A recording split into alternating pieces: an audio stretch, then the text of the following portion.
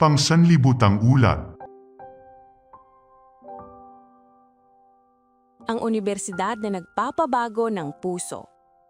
Sa Adventist University of Lukanga sa Democratic Republic of the Congo, maraming buhay ang nababago sa pamamagitan ng edukasyon, pangangalagang pangkalusugan at ng ebanghelyo. Ang unang kwento ay tungkol sa isang dalagang mula sa isang relihiyong hindi Kristiyano. Nag-enroll siya sa unibersidad dahil naniniwala ang kanyang ama na ang mga Seventh-day Adventists ay taus-pusong namumuhay ayon sa kanilang pananampalataya. Gayunman, binalaan siya ng kanyang ama. Hindi kita pinapadala roon para maging Adventist. Habang nag-aaral siya sa unibersidad, dumalo siya sa isang linggo ng spiritual emphasis. Lubos na naantig ang kanyang puso sa mga mensahe. Nagpasya siyang ibigay ang kanyang buhay kay Jesus at nagpabinyag noong 2024. Hindi pa niya ito nasasabi sa kanyang pamilya at alam niyang maaaring magkaroon ng matinding pagtutol. Ngunit patuloy siyang nagtitiwala sa Diyos. Ang ikalawang kwento ay tungkol sa isang buntis na ina na pumunta sa klinika ng unibersidad para sa check-up. Sa isang ultrasound, nalaman niyang kambal ang kanyang dinadala. Natakot siya dahil iniwan siya ng kanyang asawa at kakailanganin niyang palakihin ang mga sanggol ng mag-isa. Tuwing umaga, may devotional sa klinika na pinangungunahan ng mga estudyante ng unibersidad. Dumadalo siya sa mga ito at nakikinig sa salita ng Diyos. Nang magsagawa ang mga estudyante ng isang evangelistic series, dumalo siya gabi-gabi. Naantig ang kanyang puso at nagpasya siyang magpabinyag. Kalaunan, ipinanganak niya ang kambal.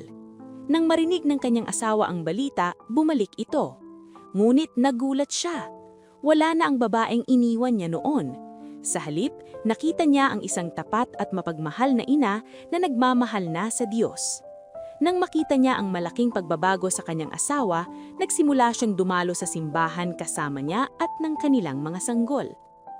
Ang ikatlong kwento ay tungkol sa isang binatang nangangarap maging pastor.